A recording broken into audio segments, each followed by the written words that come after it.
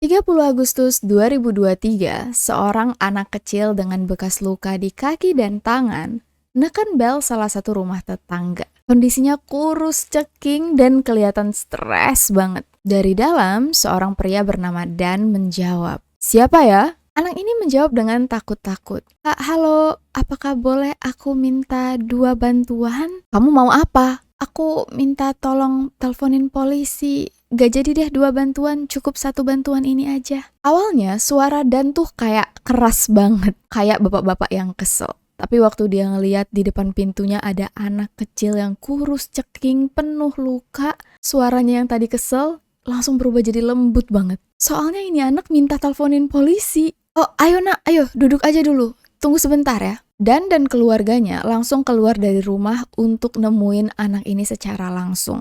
Oh ya, disclaimer. Di bagian part ini, kalian cuma akan dengar suara aku dan footage-footage aja karena video aslinya itu ada gangguan. Nah, waktu Dan ngeliat anak ini minta tolong dengan tubuh penuh luka dan minta panggilin polisi, suaranya langsung berubah lembut. Dan menyuruh anak ini untuk duduk, dia dan keluarganya langsung bantuin anak kecil ini, nelpon 911, minta tolong kirim bantuan. Suara Dan yang awalnya tegas berubah jadi nangis, guys. Dia ngomong ke petugas 911 sambil nangis karena dia nggak sanggup cerita. Dan nggak tahu bahwa di jalanan di dekat rumahnya ada seorang wanita yang mengemudikan mobil dalam keadaan panik mencari anak berusia 12 tahun yang hilang yang sebenarnya ada di depan rumahnya. Ini adalah kasus Ruby Frankie, momfluencer terkenal di YouTube yang jadi panutan ibu-ibu lain karena parentingnya dianggap inspiratif, tapi berujung di penjara karena ketahuan menyiksa anak kandungnya sendiri. Ibu peri yang dilihat oleh orang-orang di kamera berbanding terbalik. Kasus ini aku ceritakan dari sisi anak pertamanya yang bernama Shari Frankie yang menulis buku berjudul The House of My Mother untuk menghentikan semua orang tua memasukkan anak di bawah umur sebagai bahan konten di sosial media. Dalam buku ini, Shari nggak menyebut Ruby dan Kevin yang merupakan ibu dan ayahnya sebagai ibu dan ayah karena dia ngerasa Ruby dan Kevin gak pantas untuk disebut sebagai orang tua. Buku ini adalah salah satu buku yang akan aku rekomendasikan juga kalau kalian mau mulai baca buku-buku true crime, karena baca buku ini bakal bikin kita ngerasain banget simpati dan kebingungan yang dirasakan oleh Shari dan adik-adiknya. Gimana sih rasanya jadi anak-anak bahan konten? Beruntung kalau anak-anak yang emang beneran bahagia, tapi dalam kasus ini anak-anaknya justru gak pernah pengen untuk dibikinin video sama sekali. Nah, video ini juga ceritanya panjang. Kemarin sesuai hasil polling Instagram, kalian pengen gak apa-apa gas aja 2 jam bahkan lebih langsung. Jadi aku kasih full. Disclaimer, kasus ini melibatkan sebuah keluarga yang merupakan anggota The Church of Jesus Christ of Latter-day Saints atau LDS yang oleh masyarakat luas sering dikenal sebagai Mormon. Penting untuk ditekankan bahwa tindakan mereka tidak mewakili ajaran resmi gereja manapun, termasuk LDS. Dalam setiap agama selalu ada individu atau kelompok yang melakukan penyimpangan dan justru membawa nama agama untuk membenarkan kekerasan atau kejahatan yang mereka lakukan. Fokus cerita ini adalah perilaku kriminal dan penyalahgunaan kekuasaan dalam lingkup keluarga, bukan tentang keyakinan agama tertentu. Mari kita menyimak dengan bijak tanpa menggeneralisasi pemeluk agama apapun. Welcome to Ruang Gelap.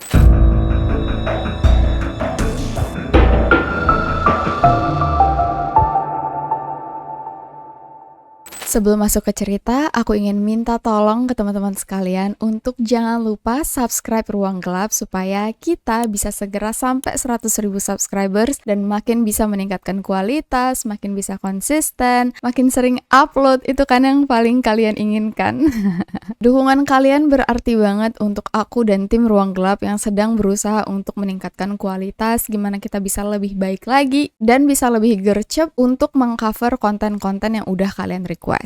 Terutama konsisten upload tiap hari Rabu dan Sabtu. Jadi jangan lupa ya, untuk teman-teman yang udah subscribe Ruang Gelap dan udah jadi penonton setia Ruang Gelap, dari hati yang terdalam aku mewakili semua tim berterima kasih banget. Tujuan channel ini adalah untuk memberikan banyak pelajaran dan juga awareness kepada kita semua yang mudah-mudahan terhindar dari hal-hal atau modus-modus kejahatan. Ini bukan channel gosip, tapi cerita nyata yang melibatkan banyak korban dan keluarga. Gak ada yang dilebih-lebihkan. Kalau cerita kita bisa detail dan spesifik, itu berarti sumbernya emang banyak. Bisa kemungkinan dari buku, dokumentari, artikel, jurnal ilmiah, dan banyak lagi. Kalau memang masih rumor, akan selalu aku sebut katanya atau rumor. Namun, apabila memang ada kesalahan, aku meminta maaf sebesar-besarnya. Dan silakan banget untuk bantu koreksi di kolom komentar. Segitu aja pengantar dari aku. Yuk kita masuk ke cerita. Di tahun 2000, Ruby Griffith berusia 18 tahun dan excited banget memulai masa kuliahnya.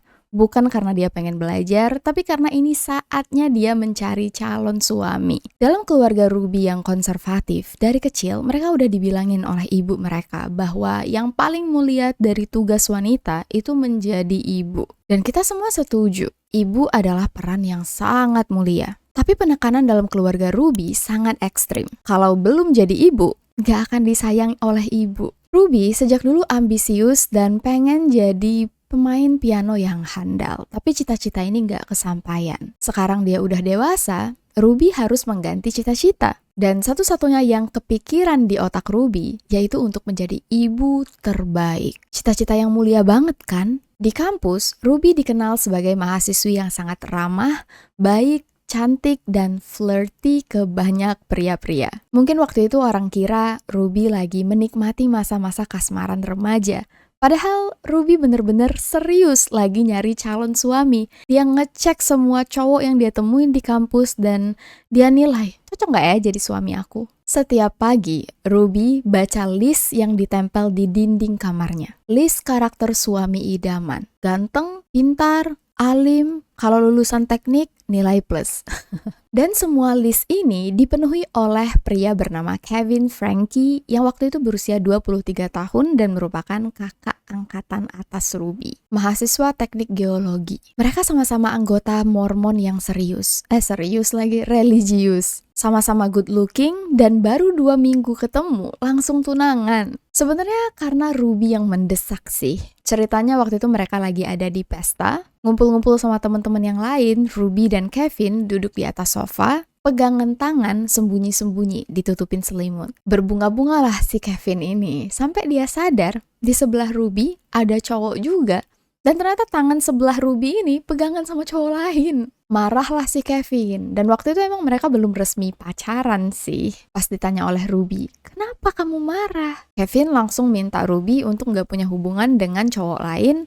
Dan saat itu juga Ruby nanya, oh jadi kamu serius dengan aku? Kamu mau nikahin aku? Dan beneran diiyain juga oleh Kevinnya. Ruby ngenalin Kevin ke keluarganya, Kevin dikenalin Ruby ke keluarganya. Keluarga mereka sama-sama religius, sama-sama mengizinkan karena ya background mereka sama. Semua orang merestui. Dalam beberapa bulan mereka langsung nikah karena mereka punya satu tujuan yang sama. Sama-sama pengen punya keluarga sendiri. Keluarga yang sempurna. Dan Ruby siap banget untuk mewujudkan cita-citanya menjadi ibu terbaik. Maret 2003, lahirlah anak pertama mereka yang diberi nama Shari Frankie. Yang nulis buku dari cerita ini guys. Harusnya Shari jadi anak yang paling bahagia dong. Punya ibu yang punya cita-cita jadi ibu terbaik. Tapi pada kenyataannya justru berbanding terbalik. Terbaik dalam kamus Ruby berbeda dengan terbaik dalam kamus Shari. Sejak bayi, Shari gak boleh nangis. Kalaupun Shari nangis terus, dia bakal didiemin aja oleh Ruby. Karena menurut ajaran ibunya, anak gak boleh dimanja. Anak harus nurut dengan orang tua. Bukan orang tua yang nurutin kehendak anak. Gimana coba ngajarin hal kayak gitu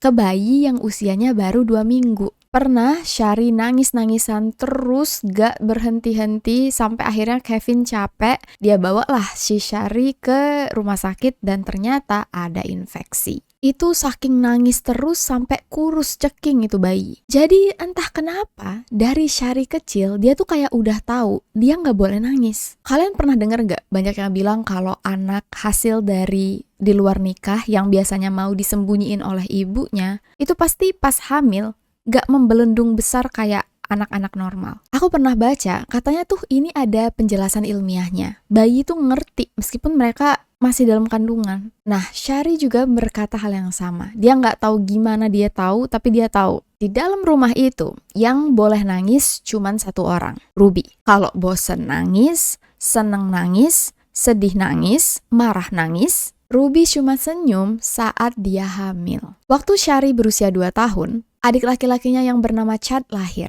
Dan hampir setiap 2 tahun, Ruby pasti melahirkan anak baru. Setelah Chad di tahun 2007 lahir anak ketiga, tahun 2009 lahir anak keempat. Oh iya, di buku ini Syari nggak nyebutin nama-nama adiknya selain Chad. Karena yang lain masih terlalu kecil dan dia nggak mau bawa-bawa nama adiknya di dalam buku dan cerita. Jadi aku berusaha menghormati untuk nggak masukin nama adik-adiknya juga ke sini. Dan dari umur 5 tahun, Syari udah diajarin main piano. Setiap jam 6 pagi, Syari harus bangun karena dia akan diajarin piano oleh Ruby. Terus habis itu bakal pergi kursus piano lagi. Syari nggak pernah tertarik dengan main piano. Ruby sendiri yang obsesi karena dia dulu kan punya cita-cita pengen jadi pemain piano handal ya. Jadi cita-cita ini dia turunin ke Syari. Sebenarnya nggak masalah untuk ngajarin anak hal-hal yang baru apalagi positif. Tapi di sini Syari tuh selalu takut. Tiap jam 6 pagi dia bangun, perutnya langsung kram karena tegang. Apalagi ya hari ini yang bakal bikin aku diteriakin oleh ibu. Soalnya selama dia belajar piano dia nggak boleh salah, dia nggak boleh nangis kalau dimarahin. Ekspresi mukanya aja nih kalau berubah jadi sedih,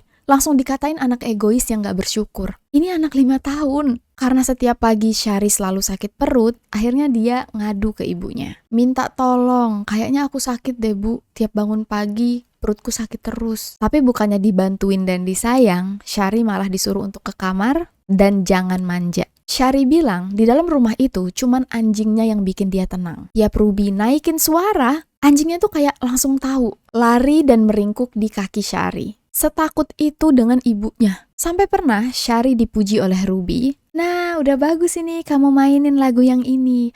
Besok pas kursus berarti belajar lagu baru ya dengan guru les kamu." Pergilah si Syari les piano. Tapi kata guru lesnya, kayaknya kita belum bisa lanjut ke lagu baru deh. Hari ini kita latihan lagu yang ini lagi ya, sempurnain lagi. Di situ Syari nangis. Bukan karena dia gagal. Dia takut kalau Ruby tahu pendapatnya disalahkan oleh guru les, pasti Syari yang kena marah. Sampai guru pianonya tuh bingung. "Syari, kenapa kamu nangis? Ibu aku maunya lagu baru." Dan mungkin si guru les nangkep lah maksudnya apa ya. Jadi Syari langsung dikasih bintang untuk lanjut ke lagu baru.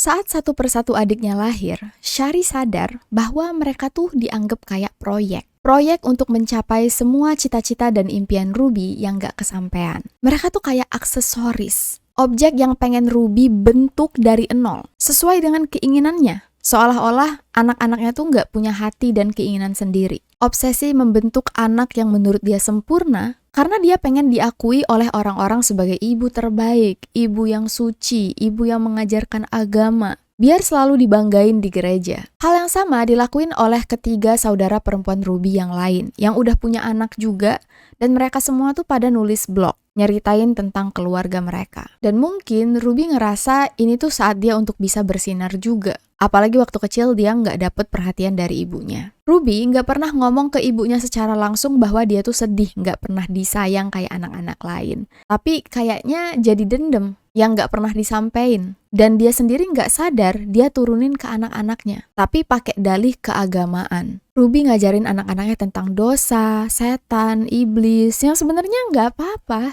Bagus kok ngajarin anak dari kecil. Ngajarin anak dari kecil.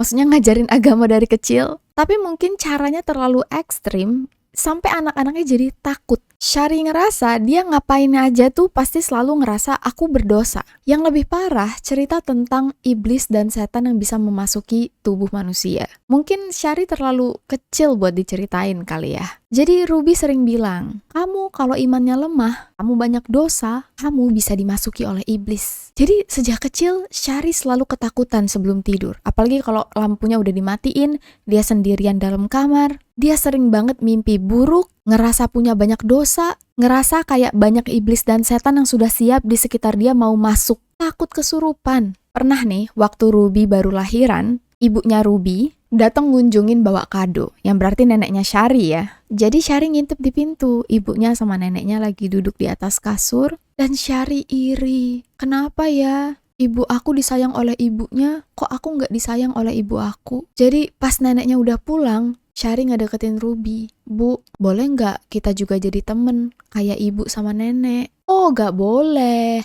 Kita nggak bakal jadi temen sampai kamu jadi ibu juga. Kalau kamu udah ngelahirin anak, baru kita bisa temenan. Sekarang, aku ibu kamu, bukan teman kamu. Dibaratkan hubungan ibu dan anak emang lebih kayak temen deket ya. Jadi Syari kecil ngerasa dia tuh ditolak mentah-mentah. Setiap ngeliat temennya di sekolah akrab banget dengan ibu mereka, Syari sedih, nangis. Jadi Syari juga berharap dia cepet dewasa, cepet nikah, cepet punya anak, biar dia bisa jadi temen deket dengan Ruby. Biar bisa dapet kasih sayang ibu juga.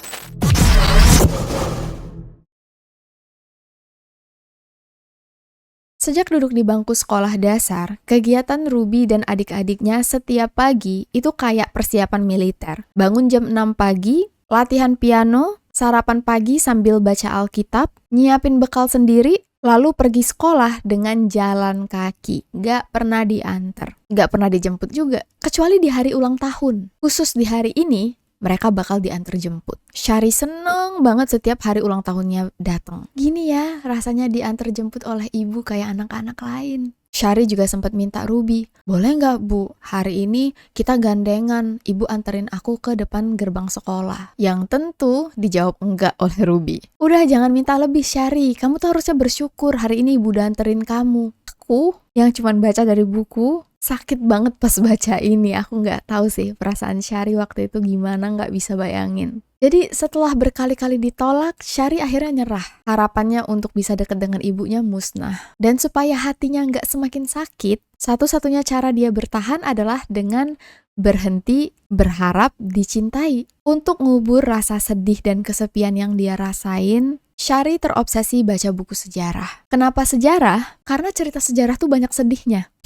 Tiap dia baca sejarah sedih, dia selalu ngerasa bersyukur. Gak apa-apa. Ada orang lain yang hidupnya jauh lebih sedih dari aku dulu. Terus waktu Syari berusia 8 tahun, mereka pindah ke rumah yang napak tanah, bukan apartemen. Karir Kevin waktu itu bagus. Dia jadi insinyur geografi yang mempelajari tentang lempeng dan gempa. Tapi gajinya untuk biayain 4 anak itu pas-pasan. Sedangkan Ruby masih pengen punya anak lagi. Kevin mulai garuk-garuk kepala. Bingung, tapi nggak nyuruh Ruby stop juga. Karena emang Kevin selalu ngeiyain apapun yang Ruby mau. Suami idaman sebenarnya ya. Tapi justru jadi bumerang di cerita ini. Menurut Syari, di rumah itu kayak ada banyak ranjau transparan. Salah langkah dikit, Ruby marah, teriak-teriak. Lama-lama, yang dia takutin bukan iblis lagi, tapi ibunya sendiri.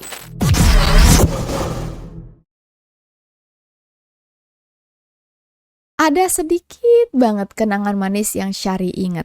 Salah satunya waktu dia dibaptis. Mungkin karena merasa dia sudah jauh lebih dekat dengan Tuhan dan lebih dewasa, jadi dia akan segera menerima kasih sayang ibunya. Syari diajarin tentang reproduksi, tentang pentingnya bersedekah, yang sebenarnya bagus.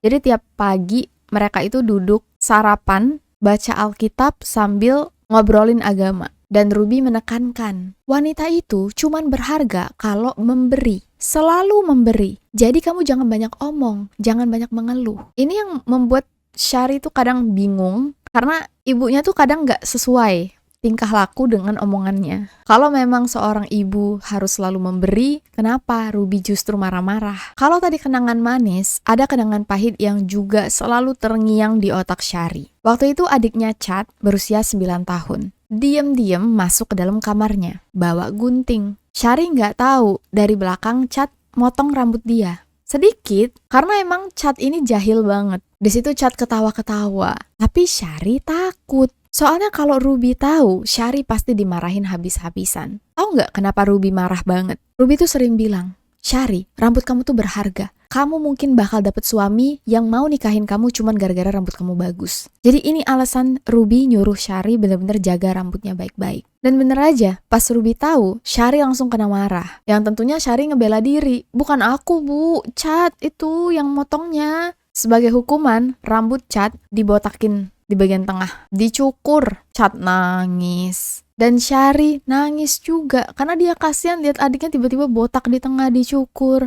Dia nggak tega, kayak udah berat banget beban anak umur 11 tahun ini. Di tahun itu, Syari juga dapat adik baru lagi, adik kelimanya. Anak kelima Ruby maksudnya. Syari bilang, tiap kali ibunya melahirkan, dia berasa kayak kedatangan personil baru untuk dikurung dalam neraka. Syari sayang banget sama adik-adiknya. Kadang dia mikir, kasihan ya adik-adik aku lahir di keluarga ini. Ruby sendiri tuh sebenarnya kewalahan punya banyak anak. Makanya marah-marah dan nangis sendiri terus. Sedangkan Kevin makin banting tulang berusaha ngidupin jumlah keluarga mereka yang sekarang udah tambah banyak. Makan mereka tuh dibatesin. Kalau ada yang nakal itu bisa nggak dikasih makan. Tiap pagi sebelum sekolah, rumah udah harus mengkilap. Mereka kan bangun jam 6. Sampai nunggu sarapan itu bersih-bersih rumah. Anak-anak dijadiin kayak tentara bawahan yang nggak boleh mempertanyakan suruhan apapun dari kapten alias ibunya. Sebenarnya bagus ya melatih anak beres-beres rumah dari kecil, kebersihan. Tapi konteksnya bantu-bantu ibu. Nah kalau di rumah ini mereka dilepas dan kalau nanya dimarahin, kalau salah dimarahin. Jangankan nanya,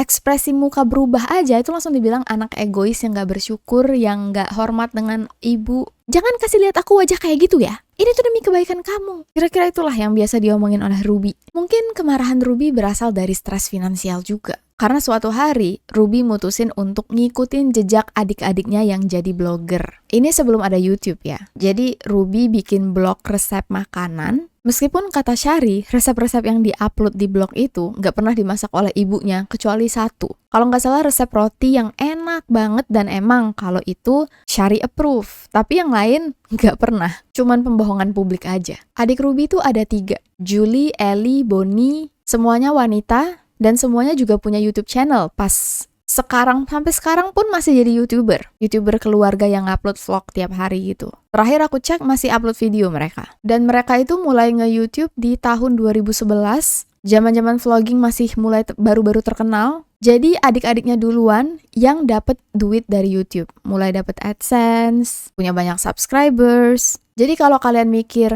rajin juga ya ini satu keluarga punya YouTube channel semua. Emang dari kecil ajaran di keluarga Ruby itu kayak gitu. Sebenarnya lebih ke ajaran gereja LDS ini sih, yang memang menyarankan untuk mendokumentasikan kenangan keluarga. Semacam untuk nanti direview perkembangannya gimana. Makanya dari kecil pun Syari sama adik-adiknya udah disuruh nulis jurnal. Ruby sendiri juga nulis jurnal, yang nanti bakal jadi barang bukti di akhir video. Nah, pas tahu vlogging itu bisa ngasilin uang, mulai terkenal, Ruby tertarik. Dia pengen ngikutin adik-adiknya juga. Wah, bisa nih jadi misi agama yang bagus. Aku bisa kasih lihat semua orang gimana caranya jadi ibu yang baik, gimana menjadi ibu yang mengajarkan agama ke anak-anaknya, gimana sebuah keluarga menjalani nilai-nilai agama yang baik. Mungkin nanti yang nonton juga banyak terinspirasi dari ajaran gereja LDS. Menginspirasi orang-orang untuk beriman dan jadi pribadi yang lebih baik. Niatnya tuh bagus banget sebenarnya. So, pada tanggal 8 Januari 2015, Ruby mengupload video pertamanya. Video kompilasi tentang kelahiran dan tumbuh kembang anak terakhirnya. Jadi di awal,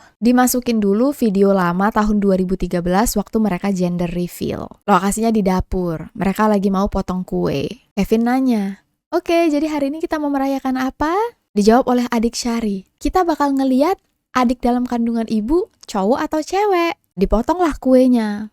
Di dalamnya warna pink, cewek. Terus detik berikutnya, potongan video Ruby baru selesai melahirkan. Detik berikutnya, video bayinya udah bisa jalan. Main dengan Syari. Terus video anjing mereka. Udah, gitu aja, sederhana. Video kedua yang diupload oleh Ruby itu judulnya Mencoba Sushi untuk Pertama Kalinya. Video Ruby lagi makan sushi sama Kevin dan teman-temannya. Dan Ruby bilang, wah sushi nggak enak. Video ketiga judulnya Perkenalkan anggota 8 Passengers Chat. Isinya video chat berusia 10 tahun yang lucu banget, rambut pirang, mata biru. Jadi banyak yang nge-like. Mulai rajin tuh Ruby ngonten. Nama channelnya 8 Passengers, 8 penumpang. Melambangkan mereka berdelapan sebagai keluarga. Nah, semakin sering Ruby ngerekam bikin konten, Shari mulai tertekan. Dia nggak bisa ngapa-ngapain tanpa kamera di depan mukanya. Rumah mereka kecil, isinya ada 8 orang. Itu aja udah susah untuk cari privacy. Ditambah lagi sekarang ada kamera yang selalu nyala. Rumah juga nggak boleh ditempelin apa-apa. Harus semuanya tertata rapi, nggak boleh didekor, nggak boleh kotor, biar kalau lagi rekaman konten semuanya aman. Jadi rumah itu berasa nggak kayak rumah. Kadang adik-adik Ruby yang punya YouTube channel juga, itu diajakin main. Jadi mereka ngumpulin semua anak-anak mereka, Shari dan sepupu itu kayak dicari-cari aja apa yang lucu. Dan Shari udah ngerasa nih mereka kayak jadi objek eksploitasi. Apalagi mereka suka banget ngasih lihat hal-hal yang memalukan, yang menurut mereka lucu. Penonton juga emang ngerasa lucu, tapi Shari malu. Shari bilang, kami ini cuman kayak karakter dalam film hidup mereka aja. Hidup di layar, mancing jempol orang yang nonton di rumah. Meskipun Shari dan adik-adiknya tuh risih, tapi nggak ada yang berani untuk ngelawan ibu mereka. Jadi dari kecil Shari tuh udah biasa mendem emosi. Adik-adiknya juga. Mereka marah atau mereka sedih, pasti kelihatan kayak baik-baik aja di depan kamera. Mereka kan juga nggak boleh sedih ya. Kalau sedih di depan Ruby langsung dibilang nggak bersyukur. Tapi lama-lama Shari ngerasa dia nggak punya emosi lagi. Mukanya berubah jadi datar aja. Dan gara-gara Shari nggak punya ekspresi, Ruby sekarang ngatain dia nggak punya empati. Nggak bisa bonding dengan orang. Dingin, cuman peduli dengan diri sendiri. Padahal itu gara-gara dia dari kecil nggak boleh nunjukin emosi sama sekali. Dia cuman capek acting bahagia di depan orang-orang, di depan kamera. Aku pas baca ini sedih banget.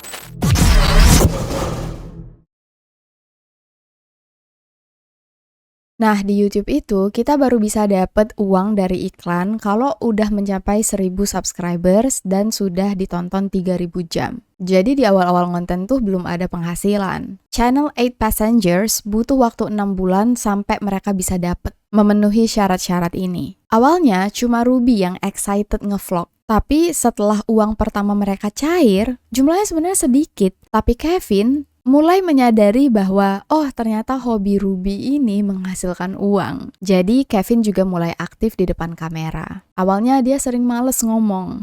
Lalu untuk pertama kalinya satu video mereka viral. Video adiknya yang paling kecil, masih bayi, itu merangkak berusaha keluar dari kasur bayi. Berusaha manjat, mau keluar dari keranjang bayi. Penonton di rumah terhibur banget karena lucu. Dan awalnya 50.000 penonton. Besoknya, boom, 100.000. Terus besoknya lagi, jadi 500.000. Sampai berujung, tau nggak berapa penonton video ini? 50 juta penonton. 50 juta. Di tahun 2015 itu nomor yang, bukan nomor Amir, angka. Angka yang sangat fantastis. Otomatis di bulan September mereka langsung dapat 5.000 subscribers. Lalu April naik ke 100.000 subscribers. Agustus jadi 400.000 subscribers. Mudah-mudahan Ruang Gelap juga bisa sampai angka ini ya. Dengan jumlah penonton yang banyak banget, Ruby mulai jadiin semua yang ada di rumah itu sebagai konten. Apalagi kalau ada kejadian memalukan, pasti dijadiin topik utama video. Meskipun sebenarnya anak-anaknya nggak mau direkam. Julie has asked that we not show her face. Do you want to tell us what happened?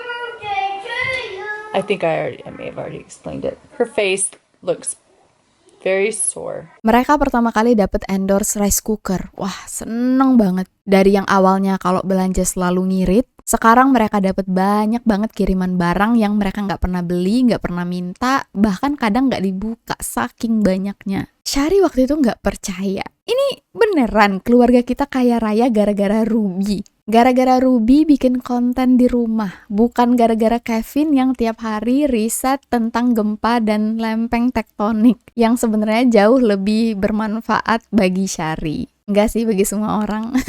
Maksudnya Syari nggak habis pikir aja, kerjaan Kevin yang jauh lebih penting kok malah nggak menghasilkan sebanyak ibunya. Nah, hubungan Syari dengan Kevin ayahnya ini sebenarnya agak bertepuk sebelah tangan juga guys. Kevin tuh ayah yang baik, tapi nggak pernah membela Syari. Selalu ada di pihak Ruby. Padahal Syari tuh sayang banget sama Kevin, sayang banget. Tapi karena dikecewain terus, di buku ini juga nggak dia tulis sebagai ayah. Nanti kalian bakal tahu ceritanya setelah dengar video ini. Kenapa? Intinya dulu kerjaan influencer nggak seterkenal sekarang ya. Jadi Syari kaget waktu tahu seberapa banyak uang yang bisa dihasilkan. Ruby makin di atas langit. Ini tuh validasi bahwa dia emang ibu yang baik. Jadi kalau di rumah ada yang mukanya nggak mau direkam, kalau kelihatan ekspresinya masem, nggak excited, Ruby langsung bilang, gini ya, kalian itu memang bukan kayak anak normal lainnya. Kita ini sekarang keluarga public figure, kita terkenal. Jadi, sebelum kalian ngapa-ngapain, selalu pikirin perbuatan kalian, karena apapun yang kalian lakukan akan berpengaruh ke pendapatan keluarga kita. Kamera ini membuat Ruby membuat anak-anaknya jadi karyawan. Ibaratnya, kalau ada yang bikin Ruby marah, nggak bakal digaji, gajinya itu dengan dikasih makan. Atau hukuman lain, kayak push up. And my kids are literally starving. I hesitate to say this because it's going to sound like I'm like a mean barbarian, but I told the kids, I said, I'm not even going to let you eat breakfast until you get your chores done. Lama-lama Syari jadi berusaha untuk nyari celah. Dia sempat manfaatin konten sebagai keuntungan pribadi. Misal, Bu, aku nanti mau kesini. Boleh ya, nanti aku juga masuk deh ke video yang mana gitu. Cuman itu kan sekali-sekali ya. Syari lebih banyak tertekan. Rumah yang sejak awal udah kayak neraka, sekarang ada kamera, harus seolah-olah sempurna, membuat dia ngerasa kehilangan jati diri. Apalagi sekarang ibu dan ayahnya makin kayak nggak ada di sebelah dia. Pengen cerita pun dibilang kita bukan keluarga normal. Mau nyoba ngelakuin sesuatu dibilang ya perbuatan kalian itu mempengaruhi pendapatan keluarga. Belum lagi di sekolah Syari terkenal. Yang dulunya dia nggak dianggap, sekarang semenjak YouTube-nya terkenal, mulai diajak ngobrol oleh anak-anak keren. Terus ada juga cowok yang udah lama ditaksir oleh Syari.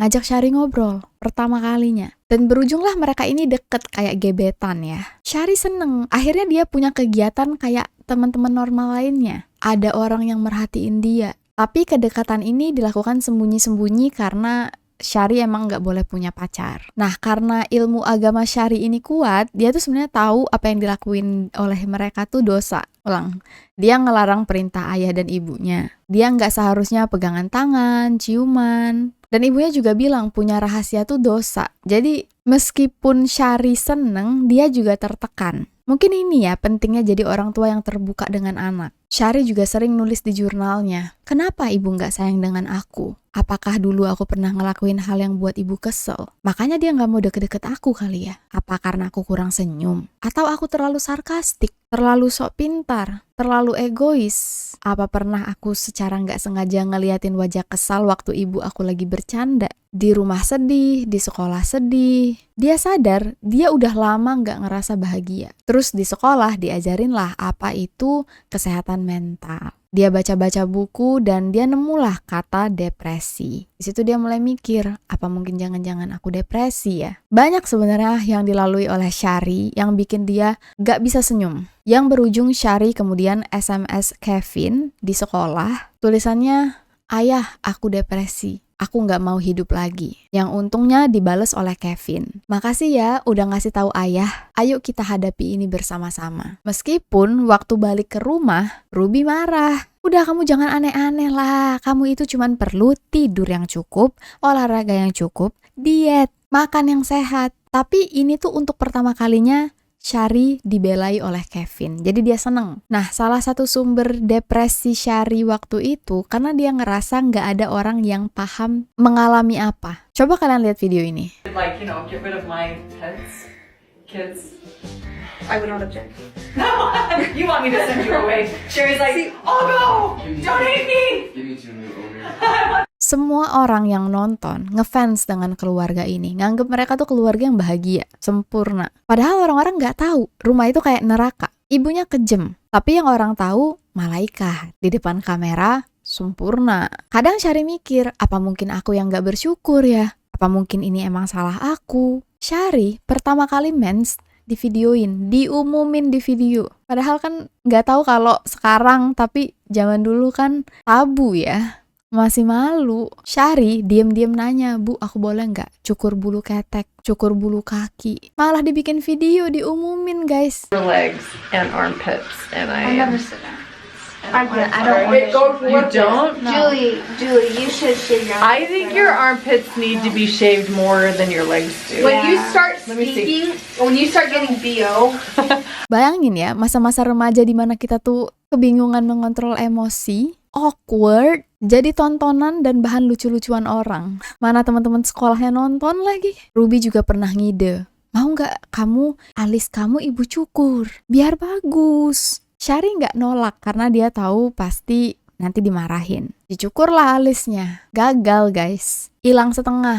Syari nahan nangis. Ibunya ketawa sambil ngomong ke kamera, "Maaf ya Syari, maaf ya." Besoknya diupload lah video ini. Judulnya, "Syari, maafin ibu." Di belakang layar, Ruby ngasih Syari uang $100 sebagai ganti rugi. Wah, itu rasanya Syari nggak mau ke sekolah sih. Malu banget. Tapi yang paling membekas di hati Syari, waktu dia ketahuan chat-chatan dengan gebetannya. Ruby dan Kevin marah banget. Saking marahnya, Syari dipindahin sekolah. Dipindahin, biar nggak ketemu dengan gebetannya lagi. Ini sih yang bikin Syari sadar bahwa dia tuh akan selalu jadi boneka ibu dan ayahnya. Dia nggak bakal bisa ngomong apa yang dia mau, nggak bakal bisa dapet apa yang dia mau. Mungkin juga karena sudah stres dari kecil, jadi ini tuh ticking bomb, meledak bomnya. Syari masuk ke kamar mandi, waktu itu lagi nggak ada orang, dan dia berusaha untuk bundir. Nggak tahu ini untung atau sedih, waktu mau bundir, Syari kena panic attack. Aku nggak tahu gimana cara mendeskripsikan panic attack karena alhamdulillah belum pernah kena. Tapi kalau kata orang-orang yang pernah mengalami, itu beneran kayak dunia mau runtuh. Ada yang bilang bangunan dan apa yang kita lihat nih kayak mau meleleh, kayak mau masuk ke dalam jurang,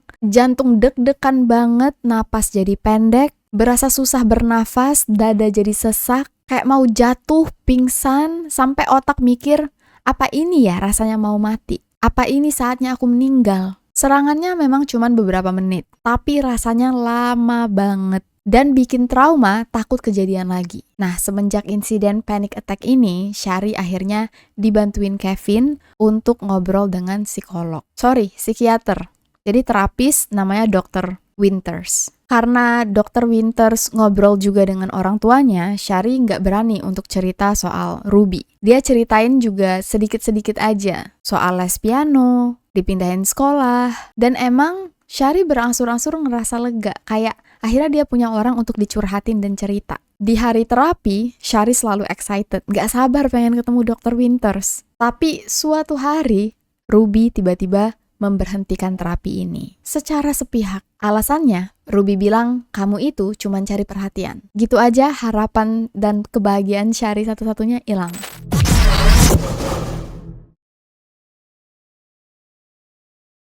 Syari dipindahin ke sekolahannya Chad. Syari mulai sadar, dia dan adiknya punya coping mechanism yang beda. Kalau Syari melampiaskan kesedihannya dengan cara diem, baca buku, nutup diri, Chad justru jadi badut sekolah. Selalu aja mau bikin orang ketawa, tapi dengan melakukan hal-hal ekstrim. Misal, di kelas dia lempar-lemparan permen dengan teman-temannya. Gak sengaja kena gurunya. Jadi Chad udah 2 kali kena peringatan, dan kalau sekali lagi dia kena peringatan lagi, Chad bakal dikeluarin. Menurut Syari, kayaknya Chad berusaha nyari apapun itu yang membuat dia bisa ketawa, biar dia gak ngerasa sedih. Kenakalan Chad ini yang bikin Ruby dan Kevin bingung banget. Mereka pusing karena ya di kamera kan harus jadi anak baik. Kalau ketahuan Chad anaknya jahil, gimana? Mereka ngerasa ini Chad harus dikirim ke suatu tempat untuk dibenerin gitulah. Ada satu temen Ruby yang nyaranin, "Kamu mau nggak aku kenalin sama Jody Hildebrand?" Jody Hildebrand adalah konselor dan pelatih hubungan keluarga. Dia punya layanan konseling dan program pelatihan yang bernama Connections. Fokusnya memperbaiki hubungan, pengendalian diri, dan perilaku destruktif. Jody juga anggota LDS. Jadi dalam terapinya, dia menetapkan ilmu-ilmu agama. Ruby yang waktu itu pusing, panik, dan takut title ibu hebatnya hilang, setuju untuk ngirim chat. Berharap chat bisa diperbaiki secepat mungkin kayak boneka yang rusak. Mulai tuh chat meeting one-on-one lewat Zoom. Dari hasil observasi Jody, Chad disuruh ikut Anasazi, sebuah program pembentukan karakter anak dengan basis militer. Anak-anak bakal dibuat untuk hidup di lahan gersang bersama alam selama kurang lebih 3 bulan dengan makanan dan minuman terbatas, tidur di tengah alam. Jadi pokoknya kayak simulasi terlantar di pulau tak berpenghuni. Tujuannya biar anak-anak ini lebih bersyukur tentang hidup dan tahu bagaimana cara menjadi lebih baik. Hidup sederhana, mengapresiasi apa yang dipunya. Jadi Ruby semangat banget ngirim chat. Meskipun biayanya mahal banget, sekitar 230 juta rupiah. Ruby bilang, semoga chat nanti dalam bahaya dan hampir mati. Biar tahu rasa dia dan berubah jadi anak yang baik. Ngirim chat ke Anasazi ini pastinya jadi bahan konten. Diceritain lah kisah nakal Chad tuh kayak gimana, kenapa mereka bakal ngirim chat ke Anasazi. Dengan bangga diceritain ke penonton. Where he's going to spend the next 8 to 10 weeks living in the Anasazi Desert. the desert mountains of Arizona, and he'll be out. So you're probably wondering, what did Chad do? We're not even going to entertain that stuff, but it's an accumulation of things over years, well before we ever started YouTubing or well before we ever got into social media. Program Anasazi sendiri cukup kontroversial. Banyak banget yang cerita, program ini bikin mereka trauma. Bahkan ada yang sampai berat badannya turun berkilo-kilo. Dianggap kayak penyiksaan. Semenjak nama Jody masuk ke keluarga mereka, dari awal Shari udah nggak suka. Apalagi pas di Google, Shari membaca Jody pernah merusak keluarga pasiennya. Bukan pelakor, balikannya ini malah. Keluarga yang dia tanganin yang awalnya harmonis tapi emang ada masalah, berujung selalu pecah dengan perceraian. Sampai ada pasiennya yang dikeluarin dari gereja dan sekolah. Sekolah di sini maksudnya kuliahan ya. Dikeluarin dari kuliah karena Jody menuduh dia sebagai predator anak-anak, melecehkan anak sendiri. Dan kalian tahu nggak? Ternyata salah tuduh guys. Makanya Jody pernah kehilangan sertifikat kerja. Tapi anehnya orang-orang justru makin suka dengan Jody yang dianggap tegas, terutama anggota gereja LDS mereka. Mungkin karena branding Jody adalah memberikan kekuatan kepada wanita. Tapi harus aku tegasin, Jody bukan mendukung wanita, tapi dia benci dengan pria. Ngomong memberikan dukungan pada wanita tuh cuman tameng. Sepanjang cerita ini kalian bakal ngerasa tujuan utamanya emang merusak keluarga. Jody Hildebrandt benci laki-laki, benci anak-anak. Aku kasih tahu dari sekarang biar kalian gak salah nangkep. Udah kan? 3 bulan berlalu, saatnya Chad pulang ke rumah. Semua orang kaget. Muka Chad berseri-seri. Badannya gemuk. Chad bilang, enak kok di Anasazi. Aku suka. Sebelumnya gak pernah ada anak yang bilang Anasazi enak. Cuman Chad sendiri. Karena untuk pertama kalinya, Chad ngerasa bebas. Dia bisa ngapain aja tanpa harus ketakutan dengan Ruby, tanpa harus direkam kamera. Dia juga bisa makan lebih banyak daripada di rumah yang dibatasin. Dan Chad bisa punya temen. Chad emang pernah ngomong ke Ruby di depan kamera ditonton oleh banyak orang. Aku gak punya temen di sekolah. Ini ya kalian tonton. And now I have no friends. You can play with friends. No, like I don't have friends. I don't have friends either. I literally like told my friends I'm not hanging out with them anymore Because they're they say some pretty messed up stuff. I don't even know where they live. They're pretty far away. So, summer goal, become the best athlete I possibly can. How do you feel about not having any friends? Sucks, but I don't feel safe or accepted in any friend group, so. Shari bilang dia dan Chad tuh emang ngerasa kayak sulit berbaur dengan teman di sekolah. Mereka juga nggak bisa ngajakin teman-teman main ke rumah. Soalnya ada Ruby. Mereka takut nanti citra keluarganya ketahuan. Sekarang Ruby ngeliat Chad justru bahagia, dia malah takut. Jangan-jangan usahanya untuk mendidik Chad malah gagal. Jadilah Chad didaftarin konseling lagi dengan Jody. Nah, Shari ngasih tahu Ruby, hati-hatilah dengan Jody. Ibu, Jody kan udah cerai, anak-anaknya aja benci dengan dia. Kok dia malah jadi konseling kita sih? Ruby gak mau denger. Menurut Ruby, yaitu karena anak-anaknya Jody sesat. Gak bisa menerima ajaran dengan benar. Jody itu dikirim oleh Tuhan untuk membantu kita. Dan Kevin diem aja. Ya udah, Shari gak bisa ngapa-ngapain lagi.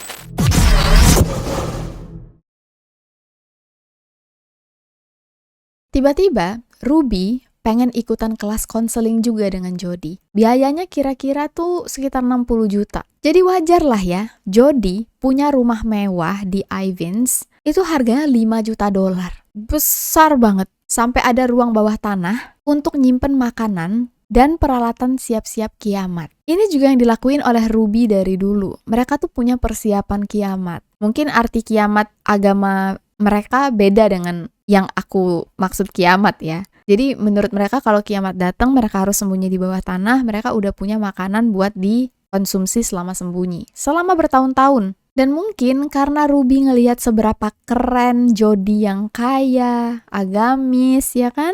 Terkenal, banyak membantu keluarga. Lama-lama Ruby juga ke brainwash, nganggep Jody ini kayak nabi, menyelamatkan banyak keluarga dan hidup orang-orang beriman. Kevin juga dipaksa untuk ikut konseling. Nah, setiap minggu khusus suami ini tuh ada kayak semacam pengakuan dosa satu sama lain. Pokoknya mereka harus cerita hari itu ngelakuin dosa nggak dalam 1 minggu. Nah, Jody bakal ngumpulin informasi dosa ini sebagai senjata untuk ngasut istri-istri yang konseling sama dia, meyakinkan suami mereka harus berobat. Berobatnya ke dia. Emang kayak sekte sesat ditanamkan ke pikiran pasien-pasiennya bahwa penilaian Jody itu yang paling benar. Kevin sebenarnya juga nggak suka dengan Jody awalnya. Tapi dia takut kalau ngomong nggak suka, nanti dia jadi objek kebencian orang-orang. Justru nanti malah dia jadi kambing hitam. Jadi Kevin diem aja. Ini sih yang disesali oleh Shari. Kenapa Kevin nggak bisa jadi kepala keluarga yang baik, yang tegas gitu. Kalau aja Kevin memberhentikan Ruby, mungkin cerita mereka bakal beda.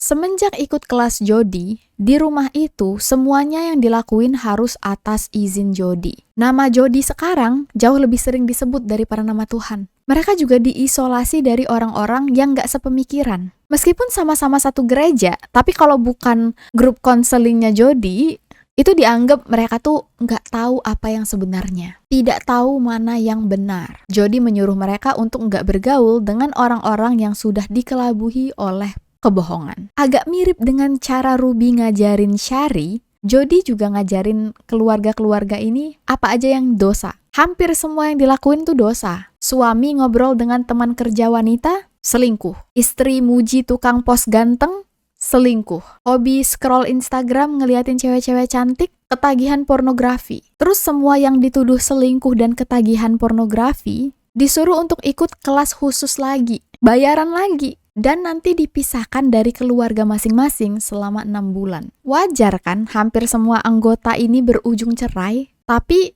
orang nggak sadar karena ngiranya emang manusianya bermasalah, bukan Jody yang bermasalah, pasiennya memang yang masalah. Oleh Jody, Chad disuruh untuk keluar dari semua klub olahraga. Padahal olahraga tuh satu-satunya kebahagiaan Chad, satu-satunya prestasi dia malah. Dari dulu Chad udah serius join klub olahraga, biar dia bisa jadi atlet, biar dia bisa kuliah pakai beasiswa atlet. Tapi karena sekarang Chad disuruh untuk berhenti, itu berarti dia harus say goodbye dengan karir dia sebagai olahragawan. Chad beneran dipaksa untuk fokus membenahi diri. Nah, Ruby ini juga kayaknya setuju banget, seneng dia tiap kali ngelihat anaknya tuh tersiksa. Kalau ada yang ngambil kebahagiaan anaknya, dia tuh kayak ngerasa mendukung gitu. Nomor 1, karena emang kayaknya tujuan dia tuh ngontrol hidup anaknya. Dia nggak suka kalau anaknya tuh mendapat kesenangan dari hal-hal yang bukan dia atur. Kevin, diem aja, ini si bapak diem aja. Gak bisa diandelin. Chad mulai depresi dan lama-lama ketergantungan dengan Jody dan di brainwash. Akhirnya dia sadar kayak, oh ternyata memang aku anak yang nakal, selama ini aku emang banyak dosa. Ketergantungan dia dengan Jody. Sekarang ikut-ikutan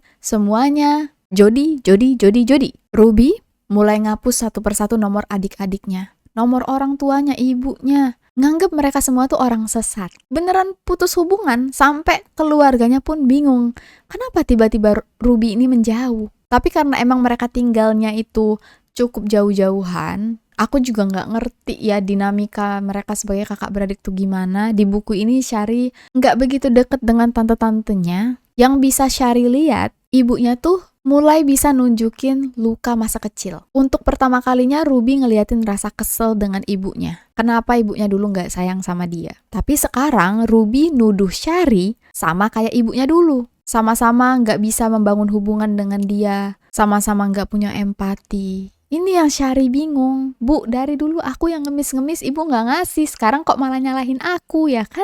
Jadi Syari dipaksa konseling juga. Syari nggak mau, tapi Ruby ngancem. Kalau kamu nggak mau ya konseling sama Jody, ibu bakal sita HP, mobil, laptop, kamu juga harus berhenti sekolah. Segitunya, diberhentiin sekolah. Mau nggak mau, Syari harus setuju. Dari awal dia emang harusnya udah tahu sih, nggak bakal bisa melawan ibunya ya. Syari sakit hati banget juga karena Jody nyuruh dia untuk stop lari. Padahal lari itu klub dan aktivitas satu-satunya di mana Syari bisa ngerasa ngelepas stres.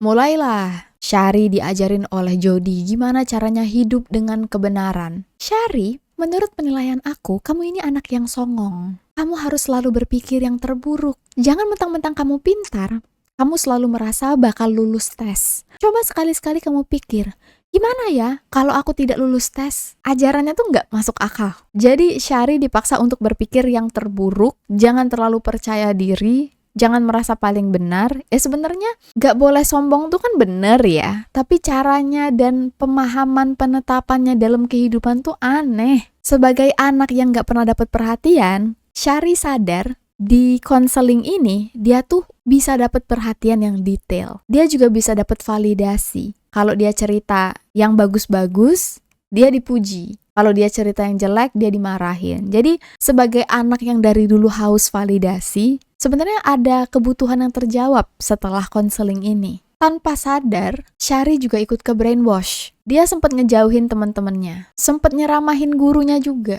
Aku sudah diajarin Jody apa itu kebenaran, jadi aku nggak boleh takut. Dia ngejudge satu persatu teman-temannya, gurunya, dan dia nggak ngerasa itu salah karena dia yang paling benar, sesuai dengan ajaran Jody. Di sini aku sadar sih pencucian otak tuh nyata banget ternyata ya.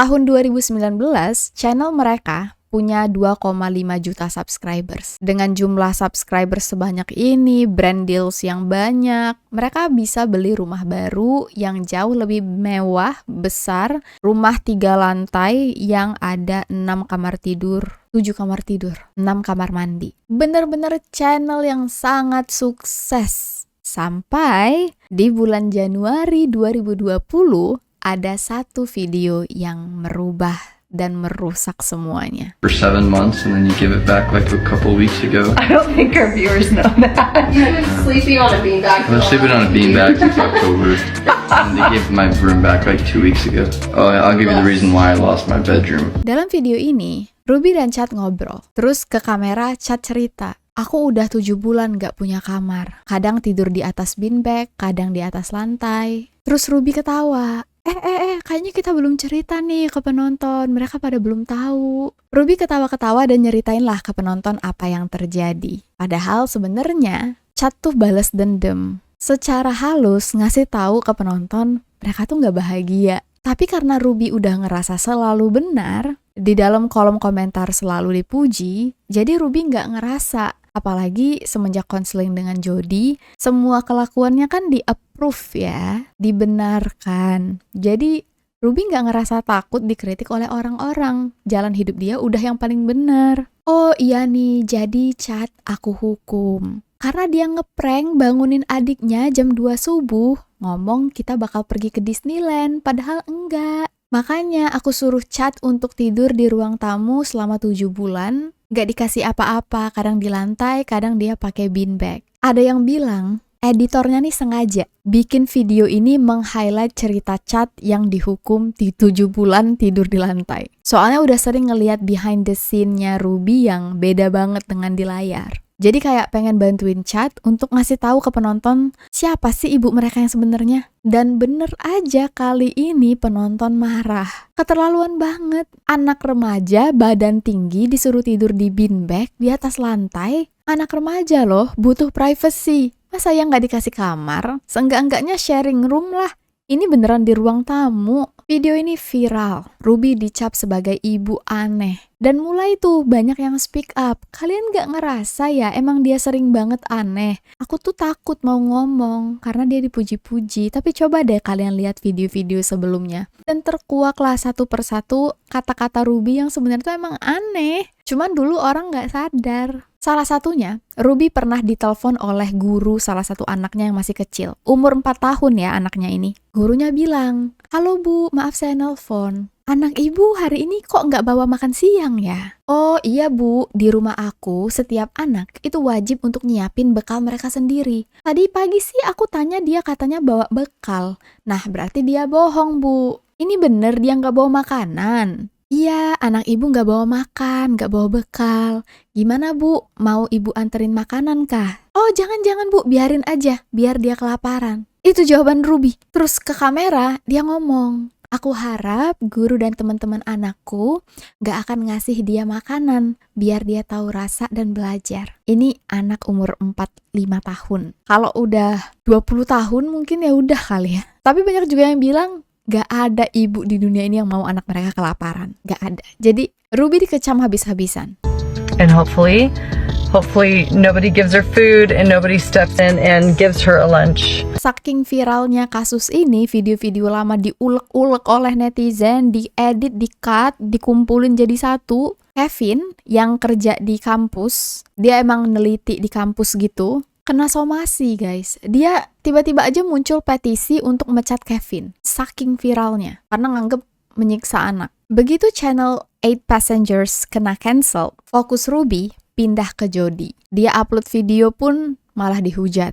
Jadi Ruby pengen jadi mentor di tempat konselingnya Jody, naik tingkat lah. Waktu itu sebenarnya Shari kan udah seneng ya sama Jody, udah ke brainwash. Tapi ada satu kalimat percakapan yang buat dia sadar. Jody ngomong gini, "Bayi itu sengaja mereka nangis biar kita ikuti semua keinginan mereka. Makanya dari kecil kita tuh jangan ngemong bayi, kita ajarin siapa yang berkuasa." Gara-gara omongan ini, Shari sadar, Jody ini aliran sesat kayaknya. Soalnya dia ngerasa bayi yang lu omongin tuh gua Jody, bayi itu bayi yang gak pernah dapet kesenangan, kasih sayang dari orang tua. Dan apa salahnya bayi minta perhatian? Tapi di rumah itu cuman Shari yang sadar. Yang lain masih ke brainwash. Kecuali adik-adiknya yang gak konseling ya. Channel mereka kena kena cancel itu pas Shari udah mau lulus SMA. Dan waktu dia lulus SMA, udah 18 tahun, dia seneng akhirnya bisa kuliah, dan kalau kuliah harus tinggal di asrama selama setahun pertama. Menurut Shari ini tuh jalan keluar dari rumahnya yang dihantui oleh nabi bernama Jody. Hubungannya dengan Ruby, Kevin, Chad itu makin jauh karena Shari kan memberontak. Gilanya, tiba-tiba Jody pindah ke rumah mereka. Tinggal di kamar Shari. Shari disuruh untuk keluar, tidur di ruang tamu. Soalnya kata Ruby, bentar lagi kan kamu asrama. Udah kasih aja langsung kamar tidur kamu buat Jody. Alasan Jody pindah ke rumah mereka karena dia diserang oleh iblis. Ya Allah, emang cerita ini aneh tapi nyata. Semua percaya Jody diserang iblis karena kemurnian dari hatinya. Para iblis gak suka, makanya ngegangguin Jody terus. Semenjak Jody tinggal di rumah mereka, setiap malam semua orang kebangun karena Jody teriak-teriak kerasukan. Suaranya berubah jadi berat. Oh, gitu-gitulah. Shari yakin semuanya ini bohong. Jadi, tiap malam, tiap 3 jam sekali, Ruby bangun untuk ngecek Jody baik-baik aja atau enggak. Kamar Shari itu di lantai 3. Kamar Kevin dan kamar orang tuanya di bawah. Jadi lumayan effort untuk ngecek dia tuh harus naik tangga dulu tiap malam, tiap 3 jam. Lama-lama, Ruby beneran pindah, tidur bareng Jody. Ninggalin Kevin sendirian. Tiap Jody habis kejang-kejang, dia cerita, "Ruby, tadi aku ngelihat kamu berjalan di atas air dengan Yesus." Atau, "Aku dapat penglihatan, tadi aku naik di atas singa bernama Charles menuju gerbang surga." Nah, semua penglihatan saat kesurupan ini ditulis oleh Ruby dalam jurnal. Menurut Jody, jurnal ini, isi kesurupan ini, suatu hari di masa depan akan menjadi seperti Alkitab. Shari marah. Ngapain? Kok bisa orang-orang percaya? Tapi Kevin juga diem aja. Nih bapaknya justru malah makin ketergantungan juga dengan Jody. Tapi ada satu hal yang memang berubah di rumah itu. Ruby yang dulu sering marah-marah, semenjak Jody datang ke sana, tinggal di sana, gak pernah marah lagi. Adalah mungkin sesekali ya, tapi jelas jauh jadi bahagia. Kerjaan mereka tiap hari itu di kamar, gak tahu ngapain, gak keluar-keluar. Cuman keluar kalau mau beli es krim. Kadang adik mereka tuh gak makan, dimasakin oleh Shari. Kadang-kadang ada satu temennya Ruby dan Jody, namanya Pam, yang datang ke rumah, kadang-kadang, terus ikut naik juga masuk ke dalam kamar. Gak tahu mereka bertiga ngapain. Yang jelas, Kevin mulai diasingkan. Di rumah itu, Ruby mendep dalam kamar bareng Jody. Ruby beneran udah tidur seranjang dengan Jody, ninggalin Kevin gitu aja. Kevin gak boleh naik ke lantai atas, gak boleh masuk ke dalam kamar. Kalau Kevin mau keluar dari rumah itu, pergi maksudnya ya, boleh jam berapapun, kapanpun terserah. Tapi kalau mau pulang ke rumah, wajib tanya dulu, minta izin dulu. Kalau mereka bilang boleh, baru boleh pulang. Aneh nggak? Anak-anak gak boleh ke dapur. Untuk makan pun harus izin dulu. Pokoknya harus semuanya atas izin Jody. Orang-orang gak tahu kalau Jody tinggal bareng mereka. Misal lagi Zoom meeting konseling, Ruby sama Jody pakai background yang blur.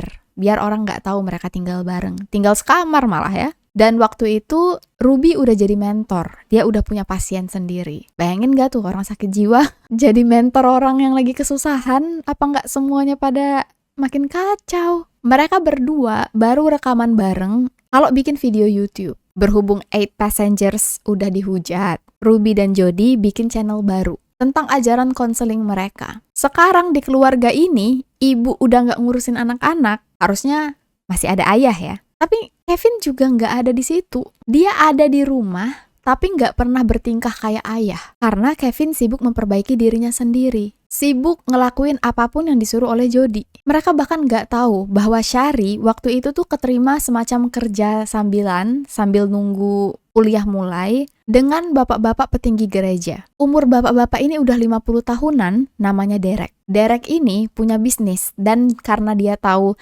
Shari keluarganya terkenal di YouTube, Derek minta tolong. Shari, mau nggak kamu urusin sosial media usaha aku? Jadi ya, mulai saat itu Shari kerja sambilan. Daripada dia di rumah ngeliatin keluarganya hancur nggak jelas, Shari nyari jalan keluar juga nih. Dan dia ngeliat itu di Derek. Apalagi untuk pertama kalinya ada yang merasa dia pinter, ngakuin kalau dia tuh pinter. Kan dia di rumah kan selalu dibilang jangan sok pinter. Selama di kantor, Shari ngobrol berdua dengan Derek. Dan Shari ngerasa nyaman. Pertama, Derek petinggi gereja. Pasti tahu agama. Paham agama maksudnya. 2, Derek pernah tetanggaan dengan Jody. Sebelum Jody beli rumah mewah, tetanggaan mereka ternyata. Dan Derek bilang, Jody tuh wanita aneh. Aku nggak ngerti kenapa orang-orang suka banget sama dia. Nah ini, untuk pertama kalinya, Shari ketemu dengan orang yang sama-sama ngerasa Jody aneh. Shari ngerasa ada yang ngertiin dia. Mulailah ceritain tentang keluarganya. Gimana Ruby dan Kevin sibuk ngurusin Jody, apapun di rumah itu harus atas izin Jody. Nggak pernah kayak ada ayah dan ibu di keluarga itu. Kasiannya Shari, Derek ini ternyata bukan orang baik. Emang dia petinggi gereja, tapi belum menjamin. Dan aku tekankan juga ya, aku bukan menjelekkan agama. Selalu ada oknum apapun di dalam agama apapun yang pakai jabatan atau kekuatan atau kekuasaan sebagai senjata mereka untuk berbuat jahat. Tapi pakai dalil agama. Jadi Derek ini sebenarnya predator licik. Dia ngelihat Shari kayak korban yang lemah, bukan korban, mangsa yang lemah. Dari buku ini aku belajar gimana seorang anak yang gak punya tempat berlindung, gak punya tempat bertumpu, bisa dengan mudah jadi korban orang jahat, dimanipulasi. Derek mulai sering muji-muji Shari cantik. Kalau Shari sedih, dikirimin makanan. Wah, perhatiannya luar biasa. Mereka chatan tiap hari. Bahkan kadang Derek tiba-tiba ngasih kado. Ibunya aja ngehadiahin ulang tahun antar jemput sekolah. Ada sih dikasih hadiah, tapi nggak pernah spesial. Lama-lama, Shari mulai curiga. Ini rasanya aneh ya hubungan aku sama Derek. Tapi balik lagi, Shari yakin Derek ini petinggi agama. Dia pasti tahu apa yang benar, apa yang salah. Pasti cuman aku yang overthinking. Gak mungkin ini tuh sesuatu yang salah. Derek udah punya istri, udah punya anak. Pasti dia gak mungkin macem-macem. Orang paham agama, ya kan?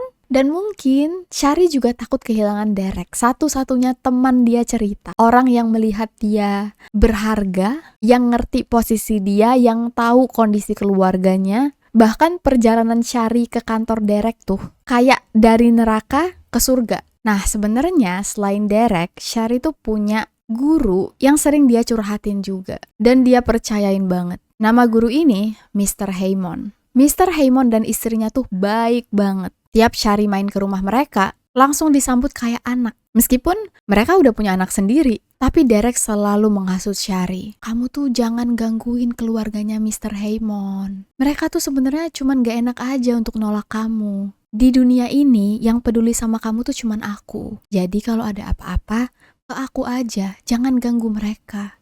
Untung aja waktu itu Shari ditemenin oleh istrinya Pak Guru Haymon. Jadi dia nggak pingsan sendirian, langsung dibantu, digotong masuk ke dalam mobil. Setelah kejadian ini, Shari minta izin. Boleh nggak dia manggil Pak Guru Haymon dan istrinya sebagai ayah dan ibu. Soalnya Shari udah nggak punya ayah dan ibu lagi. Mr. Haymon sama istrinya langsung bilang, tentu aja boleh Shari, ini rumah kamu. Kapanpun ada apapun, kamu datang ke sini. Kami orang tua kamu sekarang. Baik banget. Makanya di buku ini, di halaman terakhir, Shari nulis Kevin pakai nama. Tapi Pak Guru Haymon dan istrinya dipanggil ayah dan ibu.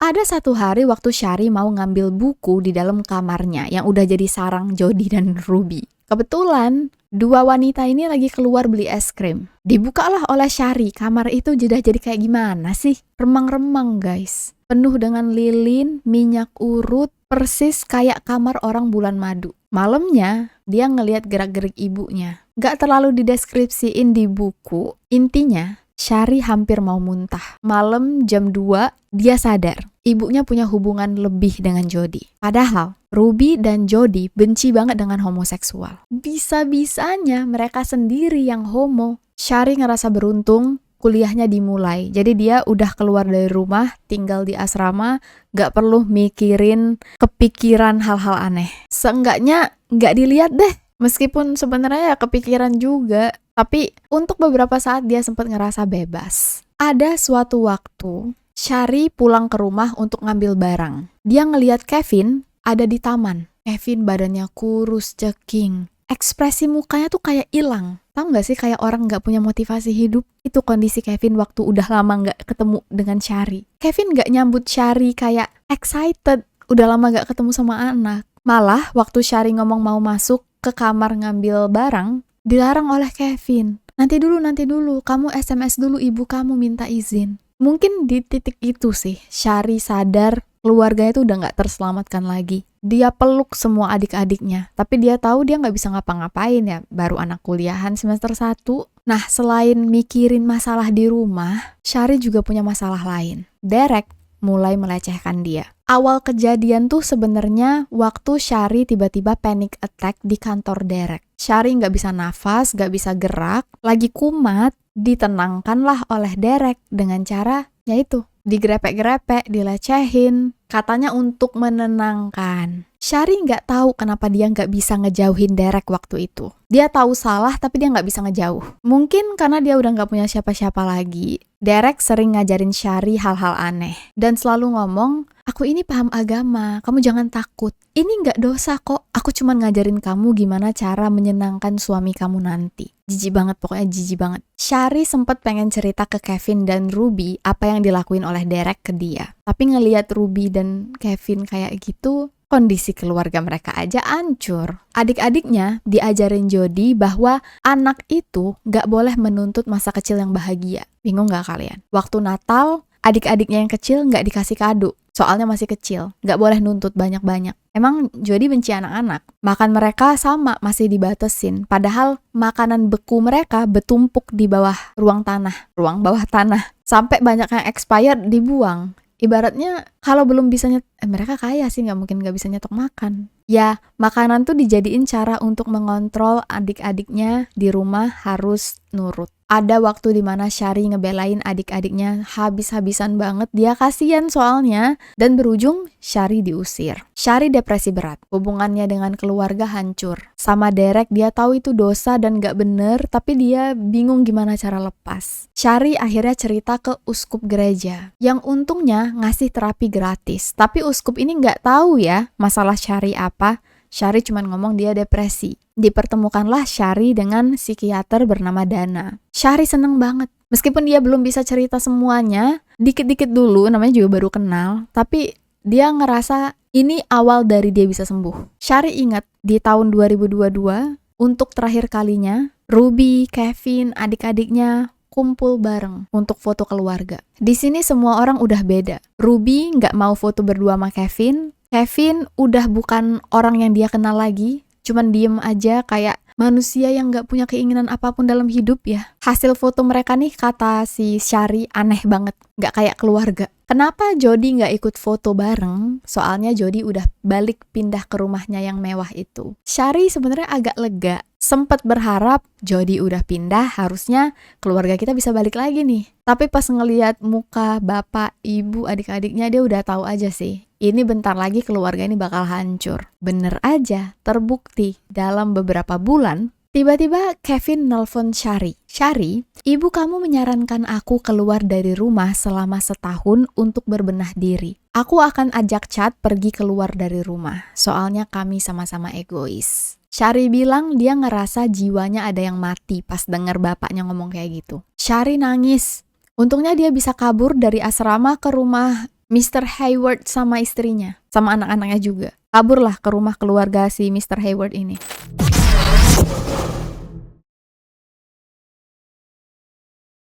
Shari nangis kejer. Dia lari dari asrama ke rumah keluarganya Mr. Haymon. Mr. Haymon dan istrinya nerima dengan baik, gak banyak nanya. Besok paginya Shari bangun, Kevin nelpon lagi. Shari, perubahan rencana. Kamu gak boleh menghubungi aku dan Chad sama sekali sampai kami pulang ke rumah. Kamu jangan marah ya, jangan egois. Terus ibunya sempat kirim SMS. Shari, jangan egois ya. Ini pelajaran untuk kamu merendahkan diri. Bingung gak kalian? Aku, wow. Selama beberapa minggu, Shari kira Chad memang pergi bareng ayah mereka sama Kevin. Tapi ternyata enggak guys. Chad ini ditelantarin sendiri. Disuruh bertahan hidup sendiri. Ini anak masih SMA. Dicari oleh Shari. Chad kemana? Pas ketemu, didatengin oleh Shari. Chad tinggal di apartemen bareng orang-orang lain.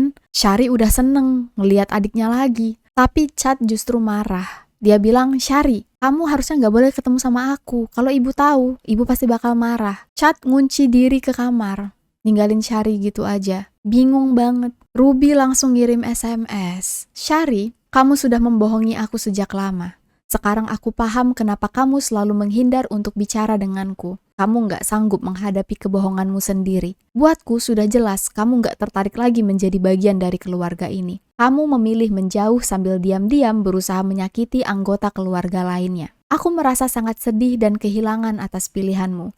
Aku akan menghargai keputusanmu untuk memutuskan hubungan. Memutus hubungan berarti kamu gak mau lagi berada di dekat aku dan keluarga. Kamu gak bisa memutuskan secara emosional, menyebarkan cerita tentang ibumu, tapi masih ingin menikmati fasilitas keluarga dan dukungan finansial dariku. Aku juga dengar kamu menyebut aku penyiksa. Wow, Shari, kata itu punya arti yang berat. Sakit rasanya kamu memakai kata itu, apalagi kamu tahu kebohongan seperti itu bisa menghancurkan. Ini caraku untuk tetap dengan kasih sayang mengajak kamu melihat kenyataan yang kamu jalani. Kamu gak bisa memperalat aku atau anggota keluarga lainnya. Kalau suatu hari kamu mau merendahkan hati dan mengakui perilaku menyakitkan serta kebohonganmu, aku akan terbuka untuk berbicara denganmu. Aku akan tetap mendoakanmu. Kamu terlihat seperti jiwa yang tersesat. Kamu bahkan gak tahu siapa musuhmu sebenarnya. Kesombonganmu membuatmu menutup telinga dari semua peringatanku. Dengan cinta, Ruby. Dari SMS ini, intinya, Shari dibuang. Diputus dari keluarga. Detik itu juga, Shari langsung lari ke ATM untuk narik semua uang dalam tabungannya. Karena Ruby tahu passwordnya. Begitu ATM ditarik, Ruby bales, nyabut semua asuransi, pokoknya apapun yang dibayar oleh dia itu diambil semua. Semua yang berhubungan dengan Syari diputus, kecuali BPKB mobil. Nah ini sih yang Syari kepikiran, dia langsung SMS ibunya, aku mau ngambil BPKB mobil. Ternyata dibolehin. Ruby bilang BPKB ini bakal dititipin ke Pam, temennya yang suka datang ke rumah itu. Ambil aja langsung di rumah Pam. Nah, pas inilah tetangga rumah tiba-tiba nelpon Syari. Syari, adik kamu udah 5 hari ditelantarin di rumah, ditinggalin begitu aja oleh Ruby. Entah Ruby kemana. Syari panik banget. Dia langsung pulang ke rumah, gak habis pikir kok bisa ibunya nelantarin adik-adiknya 5 hari. Syari juga langsung nelpon lembaga perlindungan anak, takut adiknya disiksa. Tapi sedihnya guys, begitu lembaga perlindungan anak datang meriksa Ruby dan ngelihat kondisi anak-anak emang gak ada luka sama sekali, dianggap ini tuh gak valid kasusnya. Jadi Ruby gak bisa ditangkap, adik-adiknya dibiarin aja. Otomatis Ruby marah. Pas Syari ngambil BPKB mobil di rumahnya Pam, ternyata ada Ruby di situ. Dasar kamu anak Judas. Kamu gak akan aku maafin, kamu jangan hubungin aku lagi. Jangan hubungin aku, Kevin, Chad, semuanya. Gak akan aku terima kamu jadi anakku lagi meskipun kamu nangis-nangis. Untung aja waktu ketemu dengan Ruby ini, Syari ditemenin oleh istri Pak Guru Hayward. Jadi dia nggak pingsan sendirian. Ada yang nolongin bopong ke mobil. Setengah pingsan sih, sadar nggak sadar. Setelah kejadian ini, Syari nanya ke Pak Guru Hayward dan istrinya, boleh nggak aku panggil kalian ayah dan ibu? Aku udah gak punya ayah dan ibu lagi soalnya. Dan kalian lebih pantas buat aku panggil ayah, ibu, daripada Ruby dan Kevin. Makanya di buku ini, Ruby, Kevin dipanggil nama. Di belakang buku, Syari nulis ucapan terima kasih, dan dia nulis ayah dan ibu, itu untuk Hayward, bukan untuk Ruby dan Kevin. Habis itu, Syari langsung bikin story di Instagram. Dia udah bukan lagi bagian dari 8 Passengers. Postingan ini langsung viral. Dibahas oleh orang-orang di Reddit, dibahas oleh influencer lain. Ini kan kelihatan memang keluarganya emang aneh. Dan Syari lega, wah akhirnya orang-orang tahu. Sedangkan Ruby bikin podcast bareng sama Jody. Judulnya Moms of Truth. Ngajarin gimana cara menjadi ibu yang baik dengan kebenaran dan sesuai ajaran agama.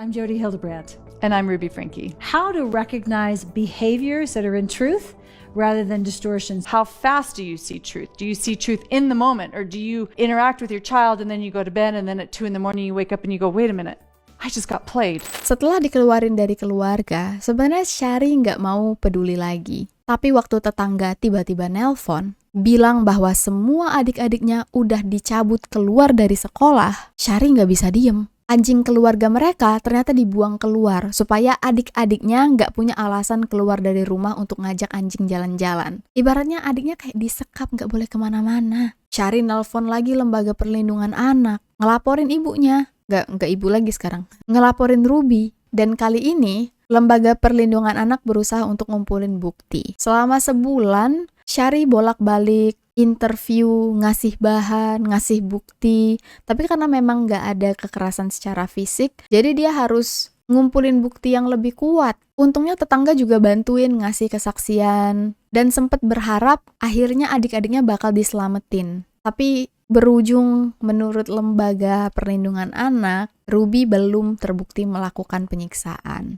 Jadi nggak diapa-apain. Nah, Syari mulai bingung, stres, dia nyari jalan keluar dengan siapa lagi kalau lembaga perlindungan anak pun gak bisa bantu. Baru dia keinget dengan adik-adiknya Ruby, tante-tantenya. Keluar tuh cerita kenapa tiba-tiba Ruby gak pernah ngumpul keluarga lagi. Dan adik-adiknya Ruby tuh khawatir. Cuman mereka juga gak pernah nge-reach out karena gak bisa nge-reach out. Dibantuinlah oleh tantenya, oke, kita cari gimana cara nyelamatin adik-adik kamu. Nah, Syari akhirnya punya tempat cerita tentang Derek. Tante-tantenya yang nguatin Syari, ayo sekarang putus dengan Derek. Mereka nggak pacaran tapi kan hubungannya emang udah ke arah sana ya. Di situ Syari putus kontak dengan Derek. Bener-bener Syari bilang jangan hubungi lagi. Kita nggak bisa lanjut. Syari ngerasa lega banget. Dia juga nyamperin uskup lagi, diceritain ke Syari apa yang udah dia lakuin sama Derek. Syari udah mau nerima konsekuensinya. Tapi pas cerita ke uskup, gak ada yang percaya. Soalnya Syari udah ngapus semua chat-chatannya dengan Derek, jadi gak ada bukti emang. Syari kena semacam sanksi, tapi Derek nggak diapa-apain, soalnya Derek nggak ngaku. Ini yang kemudian membuat Syari pindah gereja. Dia ngerasa nggak bener ini gereja. Ngasih aku sanksi, tapi nggak percaya dengan cerita ini. Aneh kan? Derek tentu nggak ngaku. Syari juga bilang sekarang dia udah nggak percaya lagi dengan orang-orang yang bawa-bawa nama Tuhan. Agama cukup langsung dia dengan Tuhan aja. Dia udah nggak mau lagi punya perantara, karena mungkin udah dikecewain berkali-kali. Kevin yang tadinya masih masuk kerja, suatu hari tiba-tiba hilang. Gak ada yang tahu Kevin kemana. Syari waktu itu udah jadi anak semester 3, udah gak ngampus, dia tinggal bareng dengan 2 temennya di apartemen. Ada suatu malam, Syari sama teman-temannya nonton TV, cerita true crime guys, tentang Lori Vallow dan Chad Daybell. Aku pernah bawain kasus ini kayaknya. Kalau kalian sering nonton true crime, pasti kalian juga tahu Lori Vallow, Chad Daybell. Ada banyak kesamaan antara Jody dan Ruby dengan pasangan pembunuh ini. Sama-sama anggota gereja LDS, pas nikah anaknya hilang. Dalam kasus Ruby, anaknya disiksa. Punya obsesi dengan buku Visions of Glory yang dibaca oleh Jody, yang isinya tuh tentang kiamat. Nah, ini yang membuat Syari merinding. Gimana kalau suatu hari Jody dan Ruby ngelakuin hal yang sama ke adik-adik aku? Jadi dia selalu suruh tetangga sekitar untuk mantau kondisi adik-adiknya. Tetangga-tetangga baik banget, kadang mereka ninggalin makanan di depan pintu. Takut anak-anak gak dikasih makan. Sampai di tanggal 30 Agustus 2023, tetangga nelpon, "Syari, ada polisi di depan rumah kalian."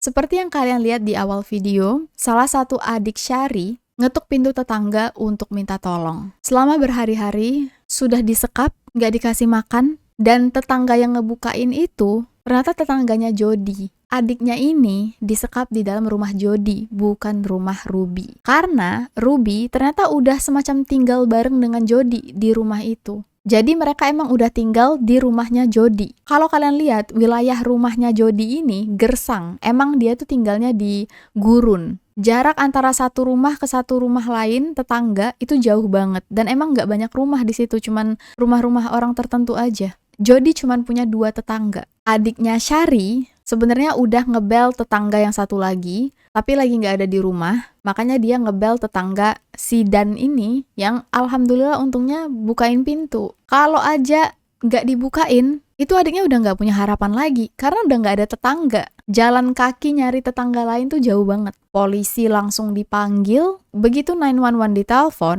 polisi langsung datang. Dan karena sudah ada terbukti nih penyiksaan anak, kondisi kurus ceking, penuh dengan luka, polisi punya wewenang untuk langsung masuk aja ke dalam rumah Jody dan nangkep saat itu juga. Pas lagi ada Ruby, dah ditangkep berdua langsung. Ternyata Jody sempat keliling-keliling guys, naik mobil nyariin adik Syari yang kabur. Nanya ke orang-orang, lihat nggak anak umur 12 tahun, laki-laki, badan kurus. Untung aja berhasil ditolongin oleh keluarga Dan duluan. Pas Ruby ditangkep, dia nggak ngomong sepatah kata pun. Kayak orang nggak waras. Rumah Jody digerebek oleh polisi, dicari. Di mana anak-anak disekap? Ternyata cuma 1 yang ketemu. 1 lagi kan yang nelpon tetangga, yang ngebel tetangga. Jadi cuma ada 2 anak di dalam rumah Jody. Nah, masih ada 2 anak lagi yang hilang. Makanya polisi nyebar ke rumah Ruby, satunya lagi ke rumah Pam. Did you just pick her up? What was going on?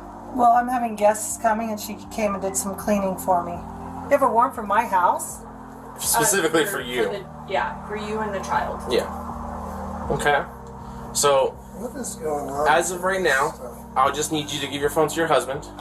Okay. And as of this moment, you're going to be detained right now. Okay. Okay. Okay. So, what is does that mean? there anything on you? Bener aja, 2 anak lainnya ternyata dikasih ke Pam. Kalau kata Pam sih, dititipin. Tapi ternyata anak-anak ini disuruh untuk bersih-bersih setiap hari. Kayak, maaf, dijadiin budak untuk kerjain urusan rumah, terus dibayar pakai makan. Meskipun Syari sedih, adiknya ternyata jadi korban penyiksaan beneran, tapi Syari lega. Karena awalnya dia kira adiknya tuh udah meninggal. Waktu dia dengar ada polisi di depan rumah, wah, ini adik aku pasti udah jadi tinggal mayat. Syari ngaku nggak sanggup untuk ngelihat adik-adiknya, karena dia ngerasa bersalah juga. Meskipun dia tahu dia udah berusaha, nelpon lembaga anak 2 kali, tapi tetap dia ngerasa sebagai kakak dia gagal ngelindungin adik-adiknya. Syari marah dengan dirinya sendiri, marah dengan Kevin, marah dengan Ruby. Apalagi anehnya Kevin tetap membela Ruby.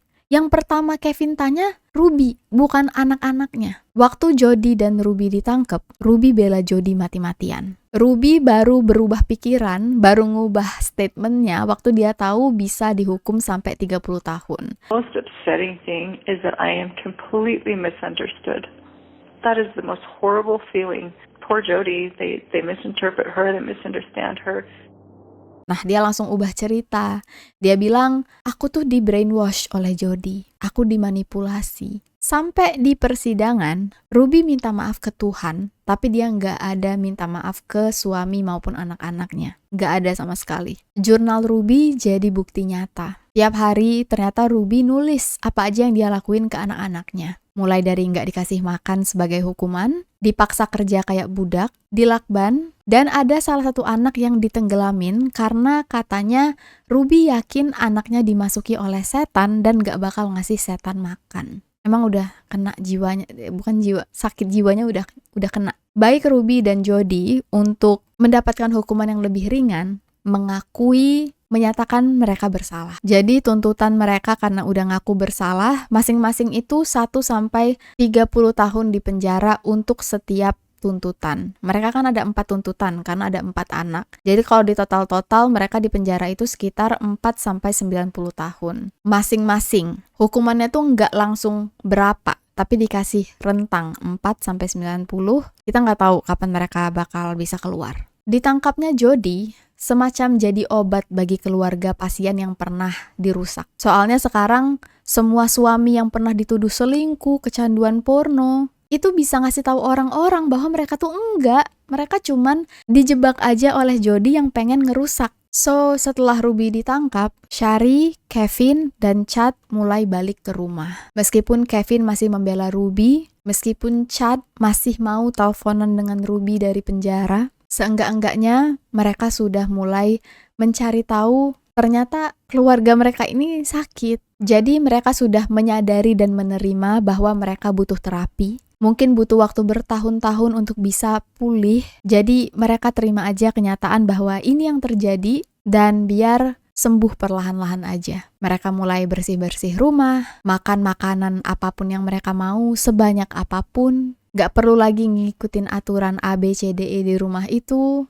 Boleh hidup normal, nikmati hidup kayak orang biasa, tanpa bayangan dan tekanan Ruby. Syari bilang dia pengen tumbuh jadi individu sesuai yang dia pengenin. Pribadi yang sudah sembuh. Dia nggak mau jadi orang yang tumbuh atas kebencian terhadap ibunya sendiri. Syari nggak benci dengan Kevin. Sudah dia maafkan. Dan Syari berharap cerita yang dia tulis di dalam bukunya ini memberi gambaran kepada orang-orang. Berharap gak akan ada anak-anak lain di luar sana yang tereksploitasi, jadi bahan konten, dan mengalami kesedihan seperti apa yang dia alamin. Ruby yang ingin jadi ibu terbaik justru menjadi contoh bagi para ibu-ibu seperti apa ibu yang tidak baik. Mungkin suatu hari adik-adiknya bakal cerita dari sisi mereka masing-masing. Tapi untuk saat ini, biar Syari aja yang cerita dulu. Mewakili supaya cerita mereka keluar dari mulut mereka sendiri, bukan dari omongan orang lain. Dan sampai di sini dulu cerita kita pada kali ini. Gimana pendapat kalian guys? I'll see you guys very very soon in the next video.